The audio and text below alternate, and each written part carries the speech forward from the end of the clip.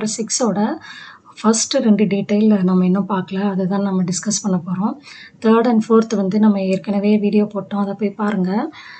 இப்போ first question வந்து write detail note on for loop. இந்த கொஷினும் செகண்ட் ஒன் வந்து இஃப் எல்ஸ் எல்எஃப் ஸ்டேட்மெண்ட். இது ரெண்டையும் தான் டிஸ்கஸ் பண்ண போகிறோம்.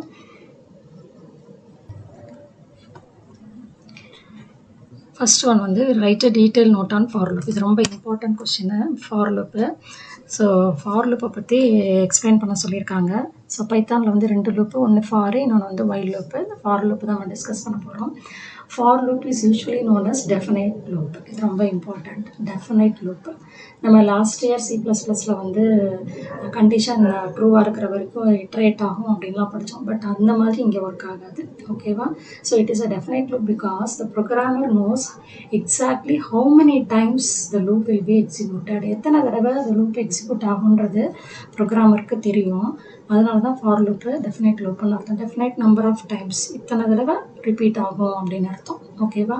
ஸோ இப்போ 5 தடவை நான் ரிப்பீட் பண்ண வைக்கணும் ஒரு ஸ்டேட்மெண்ட்டு அப்படின்னா கண்டிப்பாக ஃபார் லூப் யூஸ் பண்ணலாம். அப்படி கிடையாது, கண்டிஷன் ட்ரூவாக இருக்கிற வரைக்கும் ஒரு பிளாக் ஆஃப் ஸ்டேட்மெண்ட்டை ரிப்பீட் பண்ணணும்னா அப்போ கண்டிப்பாக வைல் லூப் தான் யூஸ் பண்ண முடியும்.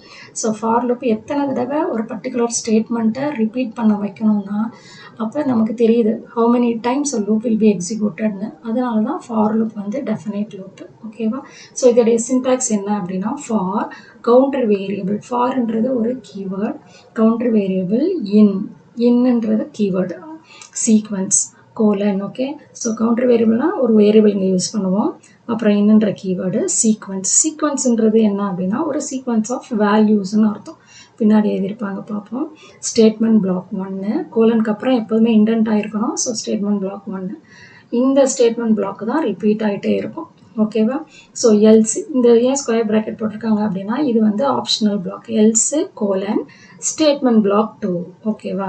ஸோ எல்ஸு ஃபார் லூப் முடிஞ்சிட்டு வெளியில் வரும்போது இந்த எல்ஸ் ஸ்டேட்மெண்ட் கொடுத்துருந்தீங்கன்னா ஸ்டேட்மெண்ட் பிளாக் 2 வந்து எக்ஸிக்யூட் ஆகும். ஓகேவா? ஸோ இப்போ நம்ம சீக்வன்ஸ்னால் என்ன அப்படின்னு பார்த்துட்டு மற்றதெல்லாம் டிஸ்கஸ் பண்ணலாம்.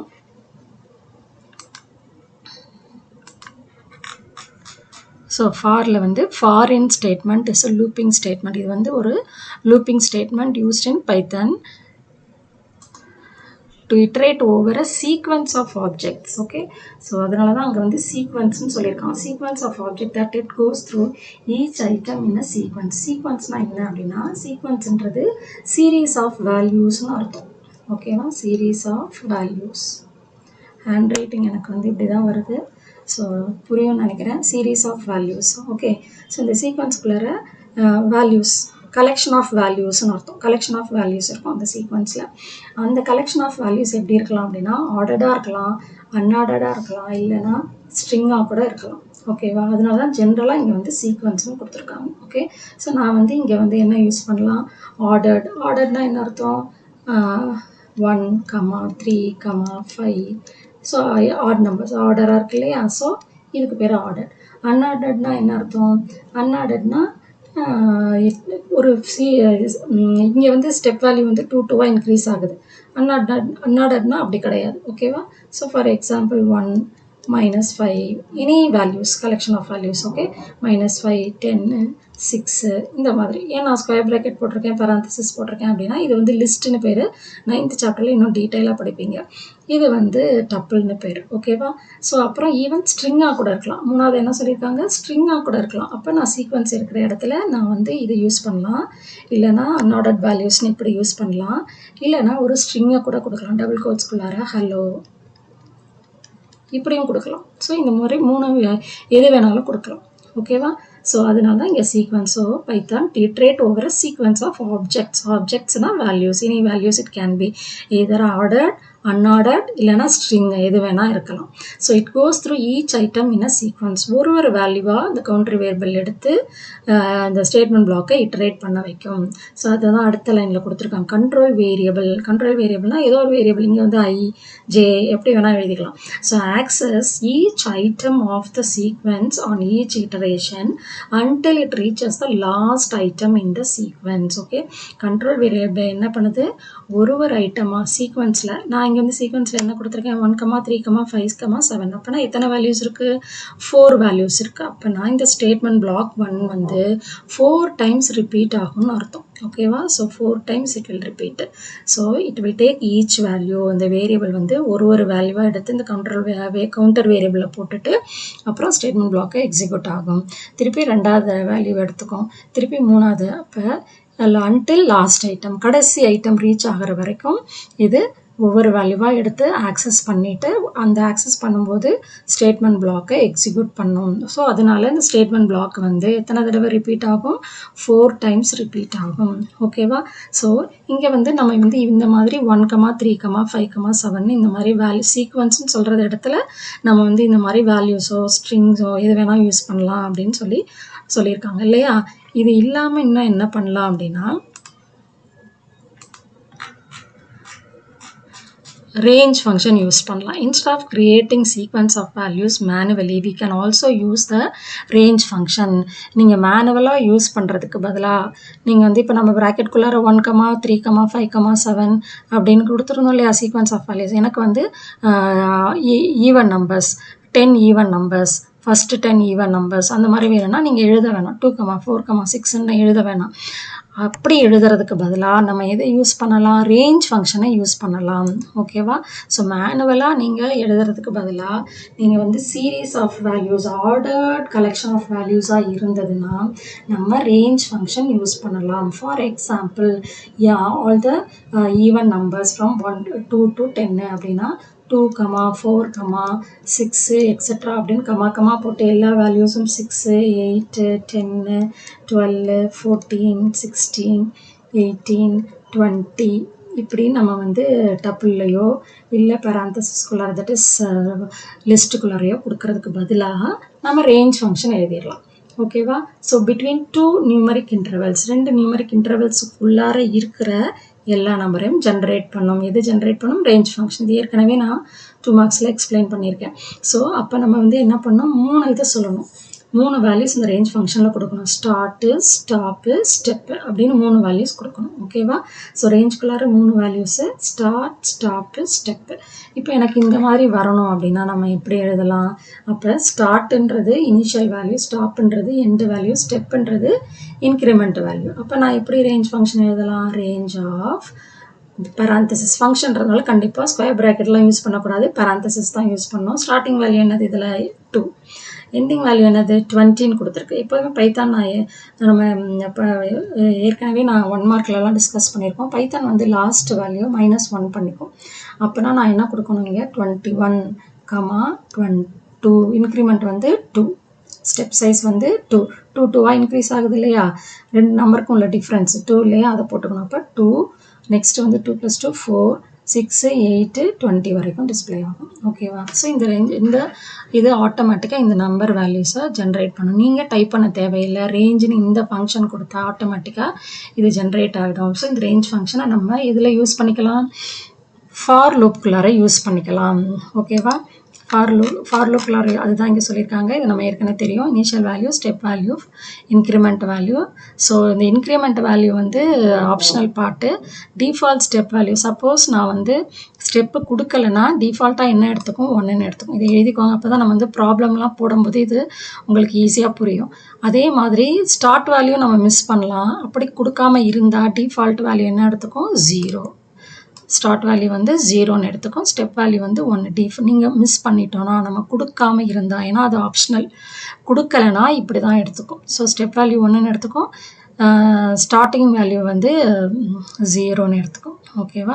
ஸோ இங்கே எக்ஸாம்பிள் வந்து 1, 10, 1 அப்படின்னா என்ன பண்ணுவோம்? நம்பர்ஸ் வந்து 1 to 9 வரைக்கும், ஏன்னா லாஸ்ட் வேல்யூ -1 பண்ணிடுறதுனால 9 வரைக்கும் ஜென்ரேட் பண்ணும். இங்கே 1ன்னு இருக்கு இல்லையா? இந்த 1 நீங்கள் எழுதாமல் கூட இருக்கலாம், ஏன்னா அதோட டிஃபால்ட் ஸ்டெப் வேல்யூ 1 தானே இல்லையா? So example of range function கொடுத்தாச்சு. இந்த ரேஞ்ச் ஃபங்க்ஷனுக்கு அப்புறம் நம்ம ஃபார் லூப்போட ஒரு எக்ஸாம்பிள் கொடுக்கணும். ஓகேவா? ஸோ ஃபார் லூப்போட எக்ஸாம்பிள் இங்கே என்னன்னு கொடுத்துருக்காங்க? ஸோ ஒரு எக்ஸாம்பிள் கொடுத்து அவுட்புட் எழுத வேண்டியதான். For I in range 2, 10, 2. அப்போ starting value 2, ending value 10, step value வந்து 2. So print I, end = 0. So இந்த ஸ்டேட்மெண்ட் வந்து என்ன பண்ணுது? 2, 10, 2 ஓகேவா. ஸோ இது வந்து range function for counter variable வந்து ஐ இன்னுன்றது கீவேர்டு எல்லாமே ஸ்பேஸ் நடுவில் விடணும். ரேஞ்ச் ஃபங்க்ஷன் சீக்வன்ஸுங்கிற இடத்துல ரேஞ்ச் கொடுத்துருக்காங்க. இது ஃபஸ்ட்டு வேல்யூஸை ஜென்ரேட் பண்ணிடும். இந்த ரேஞ்ச் ஃபங்க்ஷன் வேல்யூஸை லிஸ்ட் ஆஃப் வேல்யூவை ஜென்ரேட் பண்ணிடும். ஸோ 2, 4, 6, 8, 10 வராது, -1 பண்ணிடும் இல்லையா. ஸோ அதனால் 10 விட்டுடும். Okay. So next print I end -1 sorry end space. இப்போ என்ன பண்ணோம், ஃபஸ்ட்டு ஐ வந்து 2வை எடுத்துக்கிட்டு access each item. Okay. So ஐயோட value 2.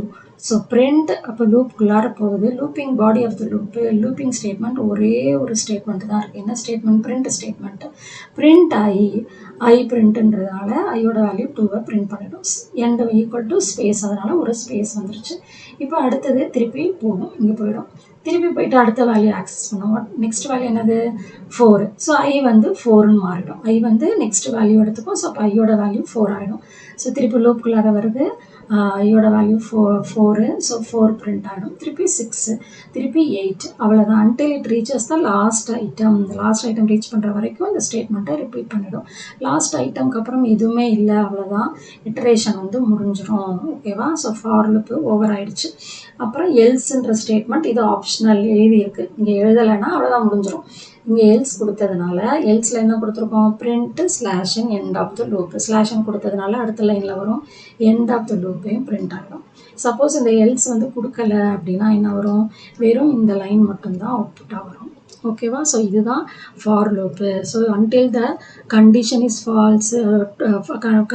Falls the looping statement will be repeated அப்படின்லாம் நம்ம 11th C++ல படிச்சிருக்கோம். அப்படி ஒர்க் ஆகாது இங்கே for loop. It will execute இந்த control variable will access each item. ஓகேவா. ஸோ சீக்வன்ஸ் ஆஃப் வேல்யூஸு கண்டிப்பாக வேணும். அந்த சீக்வன்ஸ் ஆஃப் வேல்யூஸில் இருந்து ஒரு வேல்யூவாக எடுத்து இந்த பாடி ஆஃப் த லூப்பை இட்டரேட் பண்ணும். இதுதான் கான்செப்ட் ஆஃப் ஃபார் லூப்பு. ஓகேவா.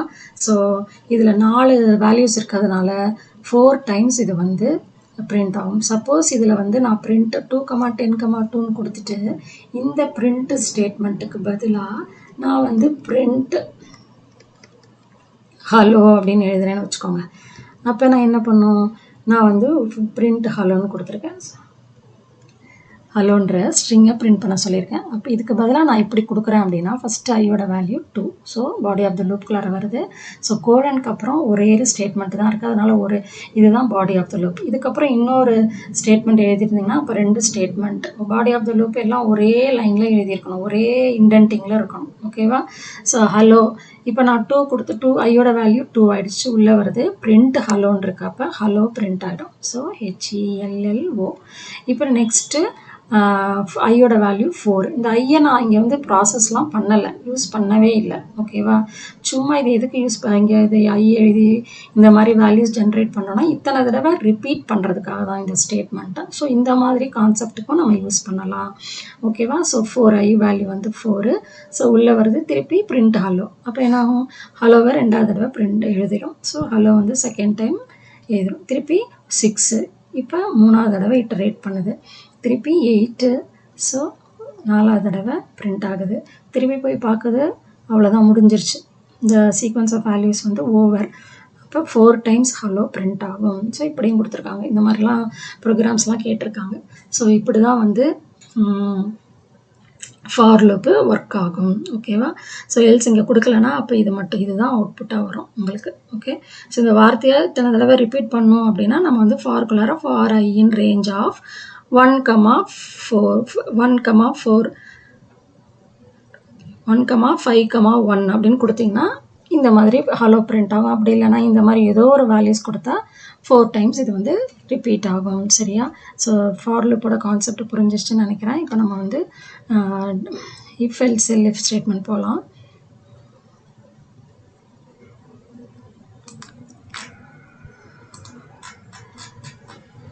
Second question வந்து write a detailed note on if else elif statement with suitable example. So if elif else statement இதுக்கு வந்து சின்டாக்ஸ் எழுத சொல்லிட்டு இதை எக்ஸ்பிளைன் பண்ண சொல்லியிருக்காங்க. இது ஒரு டீட்டெயில் கொஷின். ஓகேவா? ஸோ இதோட ப்ரோக்ராம்லாம் லார்ஜஸ்ட் ஆஃப் 3 நம்பர்ஸ் அப்படின்னு ஒரு ப்ரோக்ராம் நம்ம படிச்சிருப்போம் 5 மார்க்ஸில் 3 மார்க்ஸில் நினைக்கிறேன். ஸோ அந்த எக்ஸாம்பிளே அந்த ப்ரோக்ராமே இங்கே வந்து எக்ஸாம்பிளாக எழுதிக்கலாம். இதில் புக்கில் வந்து வேறு எக்ஸாம்பிள் கொடுத்துருப்பான். அதுக்கு பதிலாக நீங்கள் லார்ஜஸ்ட் ஆஃப் 3 நம்பர்ஸை வந்து எக்ஸாம்பிளாக இங்கே போட்டுக்கலாம். ஸோ இது படிக்கிறது ரொம்ப easy. So when if else if ஸ்டேட்மெண்ட்னா என்ன அப்படின்னு we need to construct a chain of if statement. ரெண்டு கண்டிஷன் செக் பண்ணுறதா இருந்தால் நம்ம இஃப் எல்ஸ் யூஸ் பண்ணுவோம். மோர் தென் ஒன் கண்டிஷன் செக் பண்ணணும் அப்படின்னா மல்டிபிள் கண்டிஷன்ஸ் செக் பண்ணி ஸ்டேட்மெண்ட் எக்ஸிக்யூட் பண்ண வைக்கணும்னா கண்டிப்பாக நம்ம என்ன யூஸ் பண்ணுவோம்னா இஃப் எல்இஃப் எல்ஸ். தப்பாக எழுதியிருக்காங்க. இஃப் எல்இஃப் எல்ஸ் புக்கில் இப்படி தான் எழுதியிருக்காங்க. ஸோ இஃப் அதுக்கப்புறம் எல்இஃப் அப்புறம் தான் else statement. So chain of if statement. அப்போ ஒரு இஃப் தான் கிடையாது, ஒரு எல்இஃப். இஃப்க்கு அப்புறம் நிறைய இஃப் எழுதலாம். எப்படி எழுதலாம் அப்படின்னா எல்இஃப் யூஸ் பண்ணி நிறைய எல்இஃப் ஸ்டேட்மெண்ட் எழுதலாம். ஸோ இதோட சின்டாக்ஸ் என்ன அப்படின்னா if condition 1 statement block 1 colon கொடுத்ததுனால இண்டென்ட் ஆயிருக்கணும். Elif condition 2 statement block 2 else statement block என்ன. இங்கே பார்த்தீங்கன்னா இஃப்க்கு அப்புறம் எல்இஃப் எல்லாம் ஒரே லைனில் இருக்கணும். அதுக்குள்ளார இருக்கிற ஸ்டேட்மெண்ட் எல்லாம் இப்படி தான் கோலன் கொடுத்ததுனால அது இண்டென்ட் ஆயிருக்கணும். ஓகேவா? இந்த மாதிரி ஃபார்மேட்டில் தான் நம்ம எழுதணும். So LF condition 2. இப்போ கண்டிஷன் 2 இன்னொரு கண்டிஷன் நான் செக் பண்ணோம் அப்படின்னா திருப்பி என்ன பண்ணோம் எல்எஃப் கண்டிஷன் 3 ஸ்டேட்மெண்ட் பிளாக் 3. திருப்பி இன்னொரு கண்டிஷன் வேணும்னா திருப்பி எல்எஃப் கண்டிஷன் 4 ஸ்டேட்மெண்ட் பிளாக் 4. எவ்வளோ எல்எஃப் ஸ்டேட்மெண்ட் வேணாலும் நம்ம எழுதலாம். கடைசியாக ஒரு எல்ஸ் இருக்கணும். எல்லா கண்டிஷனுமே சாட்டிஸ்ஃபை ஆகலை ஃபால்ஸு அப்படின்னா நம்ம எல்ஸ் பாட்டுக்கு போயிடும். அப்போ எல்ஸ் வந்து கடைசியாக இருக்கணும். ஸ்டேட்மெண்ட் பிளாக் என்ன.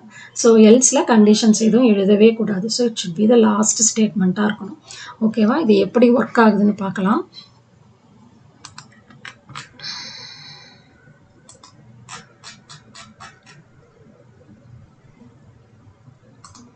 So in the syntax of if elif statement mentioned above, condition 1 is tested. So இங்கே பார்த்தீங்கன்னா condition 1 வந்து டெஸ்ட் பண்ணும். if it is true na then statement block. இந்த syntax வச்சு நான் எக்ஸ்பிளைன் பண்ணுறேன் பாருங்க. அப்போ உங்களுக்கு இன்னும் ஈஸியாக புரியும். இப்போ கண்டிஷன் 1 வந்து ஃபஸ்ட்டு செக் பண்ணும். கண்டிஷன் 1 ட்ரூவாக இருந்ததுன்னா ஸ்டேட்மெண்ட் பிளாக் 1 எக்ஸிக்யூட் ஆகும். இது வந்து ட்ரூ அப்படின்னா ஸ்டேட்மெண்ட் பிளாக் 1 எக்ஸிக்யூட் பண்ணிடும். இதை எதையுமே எக்ஸிக்யூட் பண்ணாது. ஓகேவா? அவ்வளோதான். சப்போஸ் இந்த கண்டிஷன் 1 இஸ் ஃபால்ஸ் அப்படின்னா இப்போ கண்டிஷன் 1 வந்து ஃபால்ஸ்னு வச்சுக்கோங்க. அப்போ இதை எக்ஸிக்யூட் பண்ணாது. இது திருப்பி கண்டிஷன் 2 எல்எஃப்க்கு போகும். கண்டிஷன் 2 ட்ரூவாக இருந்ததுன்னா ஸ்டேட்மெண்ட் பிளாக் 2 எக்ஸிக்யூட் ஆகும். ஓகேவா? ஸோ ஏதாவது ஒன்று தான் எக்ஸிக்யூட் ஆகும். ஒரு ஸ்டேட்மெண்ட் தான் எக்ஸிக்யூட் ஆகும். சப்போஸ் இந்த கண்டிஷன் 2 இஸ் ஆல்சோ ஃபால்ஸு. இதுவுமே ஃபால்ஸ் ஆகுதுன்னு வச்சுக்கோங்களேன். அப்போ வந்து இதையும் எக்ஸிக்யூட் பண்ணாது. ஸோ கண்டிஷன் 1ம் ஃபால்ஸு ஸ்டேட்மெண்ட் பிளாக் 1 எக்ஸிக்யூட் பண்ணலை. 2ம் ஃபால்ஸு பிளாக் 2ம் எக்ஸிக்யூட் பண்ணலை அப்படின்னா கடைசியாக எது எக்ஸிக்யூட் ஆகும்? எல் ஸ்டேட்மெண்ட் பிளாக் என்ன. ஸோ இனி 1 ஸ்டேட்மெண்ட் தான் எக்ஸிக்யூட் ஆகும். கண்டிஷன் 1 ட்ரூவாக இருந்ததுன்னா பிளாக் 1 எக்ஸிக்யூட் பண்ணிவிட்டு இதை எதையுமே எக்ஸிக்யூட் பண்ணாது, செக்கே பண்ணாது. ஸோ அதுதான் இங்கே கொடுத்துருப்பான். இப்போ நீங்கள் ரீட் பண்ணி பார்த்தீங்கன்னா உங்களுக்கு வந்து ஈஸியாக புரியும் அந்த ஸ்டேட்மெண்ட் எழுதுறதுக்கு. Condition 1 is tested. If it is true, statement block 1 is executed. Otherwise, checks condition 2.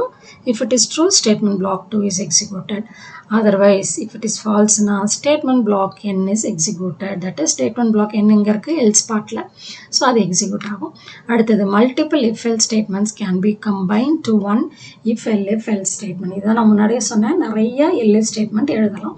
So elif can be considered to be abbreviation of else if. இது ஒரு 1 mark. elif என்ற எதையும் எழுதுறோம் அப்படின்னா else if தான் நம்ம elif என்ற keyword பைத்தான்ல செட் பண்ணி வச்சிருக்காங்க. ஸோ அதனால் எல்எஃப் கொடுக்குறோம். in an if statement if there is no limit of elif. எத்தனை எல்எஃப் வேணாலும் எழுதலாம். 10 கண்டிஷன் செக் பண்ணோன்னா அத்தனை தடவை எல்எஃப் எழுதிட்டு போயிட்டே இருக்கலாம். But an else statement should be the last. அதுதான் கடைசியாக வைக்கணும். placed at the end. எல் ஸ்டேட்மெண்ட்டில் கண்டிஷன் இருக்கக்கூடாது. ஸோ இதோடைய ப்ரோக்ராம் பார்த்தீங்கன்னா லார்ஜஸ்ட் ஆஃப் 3 நம்பர்ஸ் நான் ஏற்கனவே நிறைய தடவை எக்ஸ்பிளைன் பண்ணியிருக்கேன். ப்ரீவியஸ் வீடியோ போய் பாருங்கள். 3 மார்க்ஸ் வீடியோவில் display largest of 3 numbers input enter first number, second number, third number எல்லாத்தையும் வாங்கிக்கோங்க. ஏ கிரேட்டர் தென் பியாக இருந்ததுன்னா A greater than B and A greater than C ரெண்டுமே சாட்டிஸ்ஃபை ஆகணும். அப்படி இருந்தால் print A is largest number. First ஏவே லார்ஜாக இருக்குன்னா அவ்வளோதான், இதோட முடிஞ்சிடும். இது எல்எஃப்க்கெலாம் போகவே போகாது. ஸோ அப்படி இல்லை, அந்த இதில் ஏதாவது ஒரு கண்டிஷன் ஃபால்ஸாக இருந்ததுன்னா எல்எஃப்பில் போய் திருப்பி B greater than A and B greater than சியான்னு செக் பண்ணும். ரெண்டுமே ட்ரூவாக இருந்ததுன்னா பி இஸ் லார்ஜஸ்ட். அப்படி இல்லைன்னா கண்டிப்பாக சி தான் லார்ஜஸ்ட். இது ரெண்டுமே ஃபால்ஸ். அப்போ எங்கே போகும்? சிக்கு போயிடும். சியில் வந்து சி இஸ் த லார்ஜஸ்ட்னு பிரிண்ட் ஆகிடும். எல்ஸ்க்கு போகும் சி இஸ் லார்ஜஸ்ட். ஓகேவா? ஸோ இங்கே பார்த்தீங்கன்னா 8 4ம் ஃபஸ்ட்டு 2 கண்டிஷனும் ஃபால்ஸ் ஆகிடும். ஸோ கடைசி கண்டிஷனில் எல்ஸ்க்கு போயிடும். எல்ஸில் வந்து சி லார்ஜஸ்ட் நம்பர், அப்போ 8 இஸ் த லார்ஜஸ்ட் நம்பர்னு பிரிண்ட் ஆகிடும். ஓகேவா? ஸோ இதுதான் இந்த இஃப் எல்இஃப் ஸ்டேட்மெண்ட்டோட எக்ஸாம்பிள். வந்து புக்கில் வேறு கொடுத்துருக்காங்க. நீங்கள் இந்த எக்ஸாம்பிள் ஏற்கனவே 3 மார்க்ஸ் படிக்கிறதுனால இதையும் எழுதலாம். ஓகேவா? இந்த வீடியோ உங்களுக்கு பிடிச்சிருக்குன்னு நினைக்கிறேன். இது உங்களுக்கு பிடிச்சிருந்ததுன்னா உங்கள் ஃப்ரெண்ட்ஸுக்கெல்லாம் ஷேர் பண்ணுங்கள், வீடியோவை லைக் பண்ணுங்கள், அகிலா கம்ப்யூட்டர் கிளாஸை சப்ஸ்கிரைப் பண்ணுங்கள். இன்னும் நிறைய புக்கு இன்சைட் ப்ரோக்ராம்ஸ்லாம் இனி வர சாப்டர்ஸ்லலாம் நம்ம டிஸ்கஸ் பண்ணுவோம். தேங்க்யூ.